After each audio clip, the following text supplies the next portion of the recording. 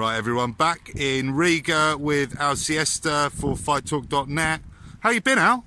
What's been going on? I've been really busy, man. Lots going on, I'll be honest with you. I've got a massive show on the 12th of May in 3 days in Arena Riga with 3 WBO titles. Very busy, man, very busy. Well, let's talk about Riga first. You obviously, we've done interviews before. You've been credited as bringing sort of big time boxing to Riga. I've been here for about a month. A lot of people know who you are. You're very popular here. You sort of guided Mairis Briedis to be the first. Sort of just guided Mairis Briedis here to become a world champion Wbss. Yes, that's true. So what's the deal here? What's the deal with Riga? A lot of people back at home are like, oh, what's going on in Riga? Why Latvia? A lot of people don't even know where Latvia is. It's a small European country near Sweden, Poland, Russia, Lithuania. Only 1.2 million population, half of them boxers. I'm kidding, but it's very popular, man, very popular. Boxing is popular because of Briedis. You know, the rumors traveling really fast in a small place. That's the situation with Latvia, I think. The phone is always ringing with Al Siesta. Let me quickly pick up, because this is the guy who picking up Team Barroso right now. David? Да. Не знаю. Я просто... А что, не прилетели? Сейчас я наберу им, подожди. Давай, минуточку. Right, picking back up there. Al Siesta's phone is always ringing. I had to switch it off because otherwise we will not be able to do anything. Okay, mate. Yeah. So let's talk about you first came to Latvia with Mairis Briedis in 2016? No, 2015 in December I came just to check what's going on, because we wanted to put a big show with Briedis. Met lots of people, very generous people, good sponsors, gave me loads of money at the time to guide Briedis where he is now. And So from there you did 4 shows in Latvia, and then you did 4 shows in Lithuania, which is another Baltic state right next door to Latvia, and then with your sort of connections at the WBC, you've got him a WBC silver title shot. What kind of connections are the WBC? I don't know. You need some sort of connections at these governing bodies. Just pick up phone and call and say, I've got amazing fighter, can I have a title? They said, no, it's not vacant, so you're waiting until it's becoming vacant and you fight. Do you think that's something that British promoters sort of almost disregard in terms of dealing with the governing bodies to get their fighters ranked within the... obviously not your Frank Warrens and your Eddie Hearns, but some of your other boxing promoters? The reason being, they just being realistic. If you've got that really special fighter who can win something and become a world champion, then you invest. Otherwise, most of the fighters, they just ticket sellers in England, aren't they? Yeah, basically, so that's how a lot of them... For example, if you think commercially, why would you buy someone like that a title if you know he will not be able to defend it next time? Yeah, and then yeah, you took Briedis to fight Marco Huck, where he won the world title, became Latvia's first world champion, and then we had my first trip to Latvia was the World Boxing Super Series. Obviously, he beat Mike Perez, and then he was in a very close fight with Usyk. There's been a few rumours going around about the World Boxing Super Series, and obviously... Are you talking about Briedis fighting Gassiev instead of Usyk? Mate, there's a whole list of things. Never gonna happen. I don't believe it's ever gonna happen. If World Boxing Super Series, I mean, the reason being, I'd love Briedis to fight Gassiev, but if I'm running World Boxing Super Series, I'm gonna kill my own credibility by doing that, unless Usyk is injured. If Usyk is injured, then Mairis is an official substitute. Yeah, well, step in and fight. If there's anything but injury, bad business. Yeah, well, so it's a bit of a shame as a boxing fan, not a boxing journalist. Yeah. It started so well, the World Boxing Super Series. It looked great. Obviously, we were both at Riga Arena for the Usyk fight, which was an amazing fight. And then the week after, we had Gassiev Dorticos, and then things started to go a little bit wrong. Like there's rumours flying around today that George Groves won't be fighting Callum Smith in the final. They need to wait for George Groves to fully recover, because if George Groves is not fighting Callum Smith in the final, who will be fighting? Chris Eubank. He lost in semi-final. He didn't look very good losing either. Yeah, but the thing is, unless... Depends who's an official substitute. If Chris Eubank is an official substitute, for the World Boxing Super Series, then he should fight Callum Smith. But is there any interest in that fight? That is the question. I think there's some interest in it, but I think it sort of takes away some Is there credibility big interest from to that fight than Josh Groves against? No, of course not. Of course not. That's the whole point People of the competition. love Josh Groves. It's a Josh knockout. Groves is a headliner of the competition. But so they need to wait for him. That's the whole point of the World Boxing Super Series, isn't it? That it's a knockout tournament. The best fight's the best. So again, Briedis had a press conference here saying that he was the #1 substitute for the final. So then Usyk got an injury, or a supposed injury. I don't know what's going on. No, he had some little niggles in the elbow, so they used like keyhole surgery and then cleaned some calcium from his elbow. I spoke to his manager. So he's training now, back on training. Yeah. So there's no problem with Usyk's health whatsoever. There might be some political movements or whatever it is, people trying to get the tournament in Russia, and I know Ukrainians are not keen to fight in Russia. So Yeah, well, that's another big thing. There's also World Cup in Russia that holds things up, and there's also promise to Southern Arabia, I don't know, Saudis. I don't know what's going on, to be honest with you. All I want, if Mairis will get the opportunity to fight in the final against Gassiev and earn lots of money, fantastic, phenomenal. Great. And then, so obviously we've got the announcement of the second season of the World Boxing Super Series today. What do you make of the lineup for that? Good. Looks good. Troyanovsky should be there. Kirill Relik should be there. Who else there? Prograis should be there. Everyone who's there should be there. I've got a couple of fighters that could come in there who are really highly rated. Okay. All right. I'll tell you later. Okay, all right, mate. Well, moving on from what's going on with the World Boxing Super Series, there's going to be a press conference later, so I'm sure we'll find out about that. Yeah. Let's talk about your other charge. Dmitry Chudinov was fighting in Uzbekistan. How was the trip? Night Wolf. Trip was amazing. Treated very well. Dmitry came a bit short. The scorecards was a bit wider. We had 1-1-8, 1-1-0, 1-1-8. Yeah, crazy. Some people say Chudinov won. In fact, many people saying he won the fight, or at least it was a draw. But defending the promoter, Vikram Vladimir Boxing Promotions. Yeah, he's Malaysian. Malaysian man, is a great guy, very intelligent, young, ambitious guy. Treated us very well. I would like to have a belt when I'm invested, and my fighter was good on the day, and his fighter was on the night. Azizbek Abdulgafurov was very good. So I think it's fair overall, and good luck to them in their defense. Yeah, so I did an interview with Dmitry, and he was saying that he's never really had a proper camp before. Before he linked up with you, am I right in thinking the Lalenga Mock fight was your sort of first fight with him? Fight we took. I wanted Dmitry to earn some money and get back into the ring. That's what it is. So how's Dmitry after the loss? What's his mindset like? He's recovering. He's got ripped ear and had severe cut on his eyebrow, so now he's recovering. He's coming here tomorrow. And obviously he does have some sort of relevance still in the UK. People know who he is, and he can give you a very good 12 rounds fight, and he's a good name, so his commercial future is secure. Yeah, and obviously he moved up in weight, super middleweight. Yeah, he needs to come down to 72 though again. Yeah, because middleweight, because he's in a great shape at the moment, and there's no reason to fight that way. Wasn't he walking around at fight weight about a month before? Yeah, he was working fight weight. He was 76.8, so it's literally 600 grams off the championship weight, and it was 2 weeks into the camp. Wow. Yeah. So, what would you think? He's linked up with Roman Anuchin. Fantastic. Roman done a great job. It was real visual changes within 6 weeks. Dmitry was much better. Physically was phenomenal. Just didn't have enough firing power in terms of shots arsenal. He needs to come back to that. He needs to get back to the drawing board and develop some new skills there. But otherwise, he's really good. Yeah. Well, obviously, I met you on Thursday, and I won't give away any details, but you seem to be already working on sort of future opportunities for Dmitry. I had 2 fights offered since for Chudinov. So and I turned it down because Dmitry needs to heal. Yeah. So ideally, in a perfect world, what would you like him to do? Where would you like him? What weight would you like him to fight? I'd like him to be at middleweight, really. But there are more fights at super middleweight.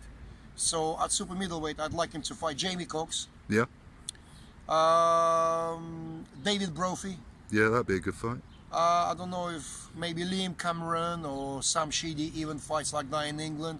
I mean, I'd love him to fight James De Gale, and I can call names, Rocky Fielding and everything, but Dmitry needs to get back into the winning stride first. Yeah. So in terms of, this was his first camp with Roman Anuchin, is that a relationship that's going to continue? Yeah, definitely. They understand each other very well, and they vibing together very well. Well, one thing I liked from looking at the social media and stuff, there seems to be a real sort of team ethic. Family atmosphere. Yeah, definitely. Beyond team effort. It was family atmosphere. We went to Valencia, we fished restaurants, beautiful basketball playing, football. It wasn't boring at all. It was really great camp. Yeah, and obviously you've got Igor Sudalainen, who's a partner of yours. He's in the camp as well. He's in the camp. He's our official cutsman, and he does all the work with Siesta boxing. He's coming there. He's coming here tomorrow. Yeah. Okay. Cool. So that's sort of one thing some managers sort of disregard again. That sort of creating that team atmosphere. Is that been a big part of how we set up Dmitry's future? That you create a professional quality team around him so he can Anyone's future, any fighter's future, you need to have that team that has expertise in various aspects of the game, and then you just keep fighter on the leash and just controlling his discipline, attitude, and work ethics. That's it, work ethics, and that's it. He'll be successful. Obviously, he has to have a talent. Yeah, of course. So of course. Just considering that all the aspects of the game are there, that's I think, in my opinion, this is the key to success. Very tight team, intrigues free, and very professional atmosphere. Yeah. Well, I think you've done a good job. Like, he wasn't really fighting. He wasn't really earning any money. And then, how many fights he had this year? He's had He's already had 3 fights. He's had 3 fights. We're only at the beginning of May, so. He earned decent money, and he's secure now to the rest of the years, 100%. Excellent. So talking about your other fighter, someone I know well, Luther Clay. He's on the card this Saturday. I did an interview with him and his new trainer, Keith Marner. What's going on with Luther? Tell us. He's doing very well. He's training. He's coming here tomorrow as well. He's got a tough fight against Jean-Pierre Habimana, ex-European kickboxing champion. Very tough. Doesn't get stopped at all. I don't think he ever been stopped. And he can bang a bit as well. Yeah. So hopefully Luther gonna do a job. I've been offered yesterday a fight, I can't tell the name, on the World Boxing Super Series final. Yeah. So that's where it sort of Luther sort of was but exposed I don't know, to the. because I want to do the show in Bracknell, beginning of July, at Luther's hometown, and he goes to South Africa to see his relatives. Yeah. He hasn't been to South Africa for many, many years. Yeah, well, he was born in, people who don't know, he was born in Yeah. South Africa. He's sort of raised in Bracknell. He's very popular in Bracknell. I did an interview with him at the pub. They support him. I don't know, has he got any fans coming out here to see? There, apparently, I reckon he sells about 350 tickets in Bracknell at least. That's what I want to see. That's what I want to do there. And his social media is much better.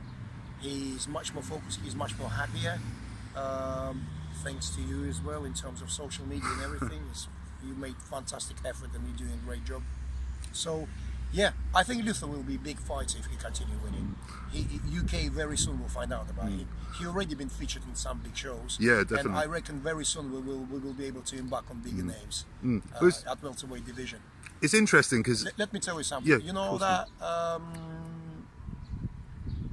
Ultimate Boxer? Yeah. He would have cleaned up. Really, what did you make of the Ultimate Boxer? It was very nice. It was very nice. It was a good attempt for the first time. It was well organized. It was quite nice. I enjoyed it. I don't know about quality of fighters and quality of fights, but overall it was good. Isaac McLeod got found out quite quickly, no? He did, didn't he? Yeah, a lot. He was the favourite, wasn't he? And then obviously there's another Southampton fighter, Jimmy Cooper. He was on there as well. Man, listen, Luther would have taken him by storm. I'm telling you that now. But I'm kind of glad that I didn't put him in.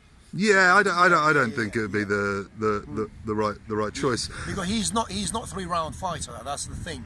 It was like a little rally. It was like almost like amateur boxing. You need to lay as many shots and try to get your opponent out as soon as possible. Yeah. You know? Well, That's the boys on the podcast were saying, for sort of true boxers, it sort of works against you, that sort of format. Would you agree with that? For the pro boxing, definitely. It's like a quick rally, isn't it? Yeah. It's a different type of boxing altogether.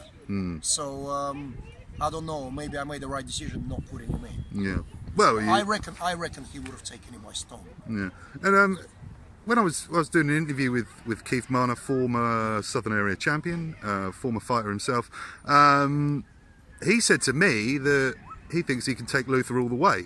He can. They've got great relationship. Let's see. This fight going to show where they are. Yeah, so, yeah, it'd be very interesting. Yeah. And then finally on Luther, because I watched the Danny Craven fight, and I personally thought that it was his best performance. And then I spoke to you about it, and you were like, he can do 10 times better. He can do much better. He could have stopped Craven. I know Luther very well, man. He always regrets after the fight. He always said, I should have done that, I should have done that. I said to him, listen, you need to get predatorial, because I know he's a predator inside. And he's done all that game, all working on the back foot. It's not really his style, I think. He's good like that. He's very talented, but he can eat you alive, really. He needs that aggression, which I saw when I discovered Luther Clay.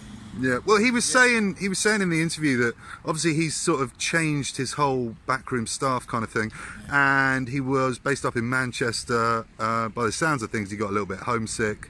He's been living. Sean Krull been doing a great job there. Yeah, I mean, Sean took him to that fight, and Luther was looking $1 million. Yeah, I thought he looked really good. So I reckon he's going a bit homesick, and he's a little bit lost. You know, I mean, he's a homely African boy, really. You know what I mean? Well, he's a baby, really, still. Baby. How old's Luther? 22 just turned. 22, yeah. So he's a student as well. He's like a well brought up, home brought up boy, family boy, you know? Yeah. So I understand, but now he's very happy anyway. Yeah, so big things expected for Luke. Let's see how the comfort zone will affect his performance on Saturday. I'm really curious. Well, back to the Baltics. Obviously, you've done loads of shows here. You're sort of the main boxing promoter here with LNK Boxing. What's the plans for this area of the world? Estonia, Lithuania, Latvia. What do you want to do out here, Al? I've got for this region, I've got big tournament in my head. Yeah. And I can't announce anything because it's just in my head. I can't, because people are going to say I'm bullshitting. Yeah, you've started whispering when we started talking about this as well. Yeah. So we'll see. I've got big plans for this region because I do believe there's potential in here, television-wise as well. So. And Siesta Boxing Promotions on the whole, you deal with fighters from all over the world. What do you want to do?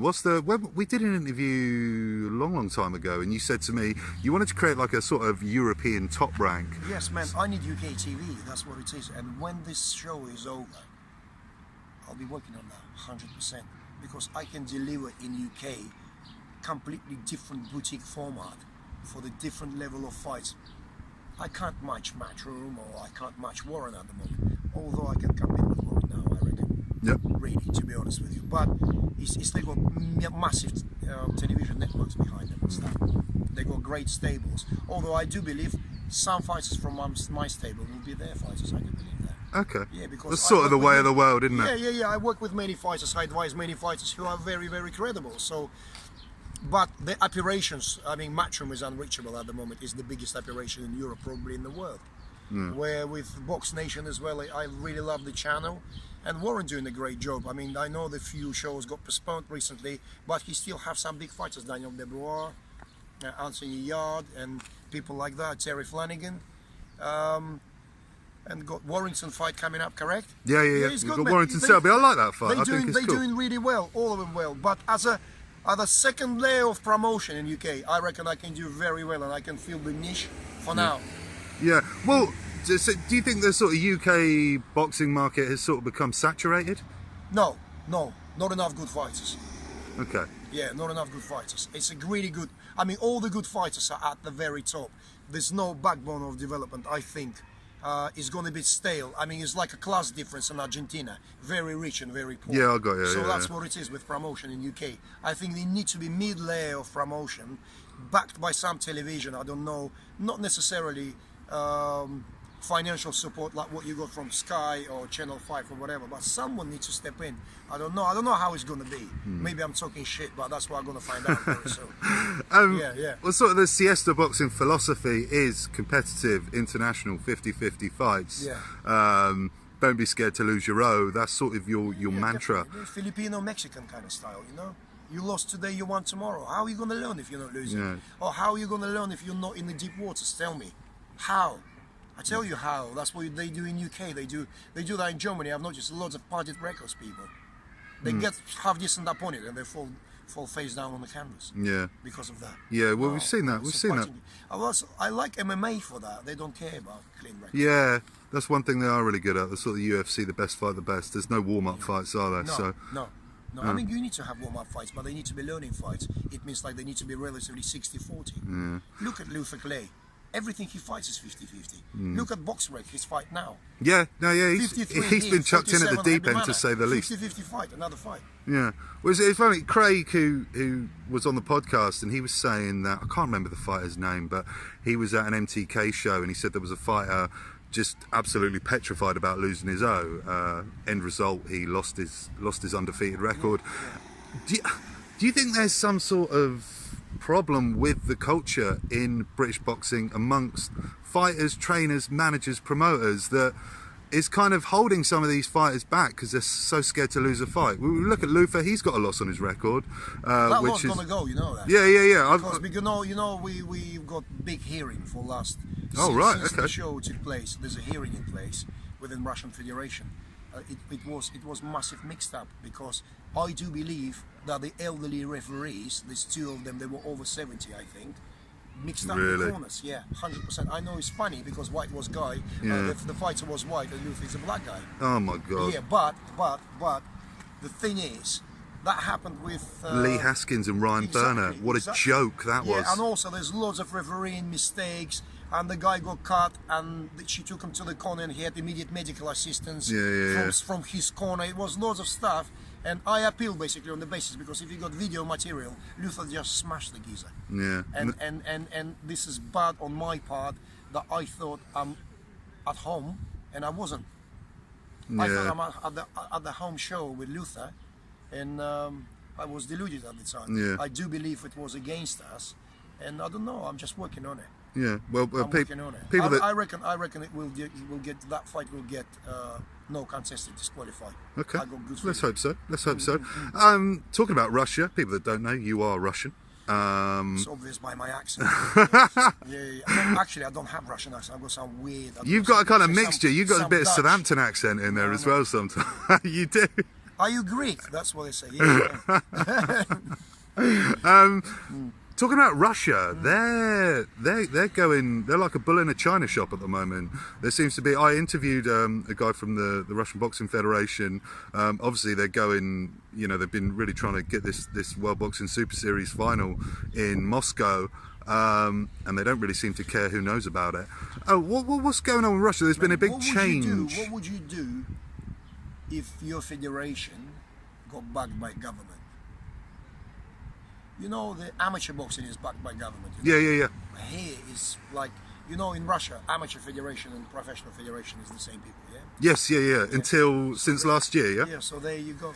I mean, they got massive support from the government, and they're very active, and they got massive egos in terms of succeeding.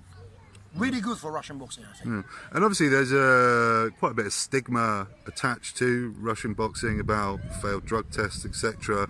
We had the problem with Deontay Wilder and Povetkin, which I thought was a complete fucking joke, to be honest. I don't think it's about Russian boxing, it's about East and West again. The Cold War is upon us again, have you noticed that? Really, be honest, man. Bullshit really annoys me, like 2018 we were talking about it, you know what I mean? Yeah. With internet and everything. I mean, the UK and Russia had a great relationship. I remember coming to the embassies, getting visas next day. Now diplomats got sent out and all that, all bollocks. Yeah. I don't even want to talk about it. You know what I mean? Yeah, I know what you mean. I don't want to be a victim even thinking about this shit. Yeah. You know what I mean? I know what you mean. No interested. Okay, mate. Well, finally, we'll end on what else is. Tell us about the card. Sell the card to the fans. I mean, how can I sell you card? I mean, Isa Chiniev, a great prospect. He really wants to fight Crawler, Luke Campbell, everyone from Eddie Hearn's stable. He begging me, but what Eddie would say, no one knows the guy, and I fully agree with him. No one knows him. So he is fighting Barroso. Ismael Barroso, who we all well know from fighting Crawler and Kevin Mitchell. If Isa going to do the business, defend his Intercontinental title, IBF, and his WBO International, he's going to get on that map, yeah, you know? That's a real 50-50 fight. I'm really looking forward to that. No. Isa is firm underdog. Yeah? Okay. In that fight, 100%. Barroso is favouring because Isa only had 12 fights. Okay. Very talented guy, but I don't want to talk early. I want him to win that fight. I mean, Arthur Akavov, who fought Billy Joe Saunders, is on the card. Yes, yeah, someone you work he's- closely with. He's fighting Argentinian Gonzalo Correa, who I don't know much about, 10-1. Young guy, 21-year-old, could be hands full, we'll see. Arthur had a bit of a layoff from the ring. Yeah. We'll see.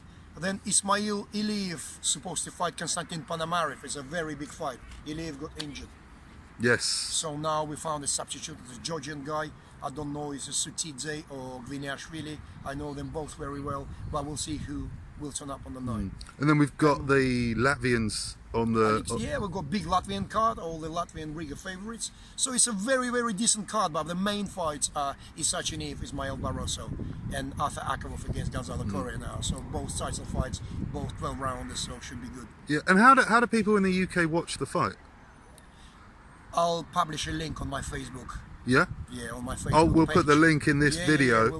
Go and check it out. We're going to source the link via social media. Yeah, if you like the sound of this voice on the other end of the camera, I will be commentating on that fight. Yeah, So I'm commentating for the UK TV and Fight Box HD and everything. Yeah, so no, brilliant, mate. Anything else you wanted to add, Al? I don't know. It's a little bit windy here. You know what I mean? So, but weather is beautiful. Could you show Weather the view, it's absolutely ridiculous out here. It's amazing. It's phenomenal. It's beautiful, man. Latvia, incredible. This week been nothing. Just stay tuned. Continue loving boxing, supporting boxing, and see each other very soon. All right, thank you so much, Al. Thank you. Cheers, mate. Bye-bye. Bye.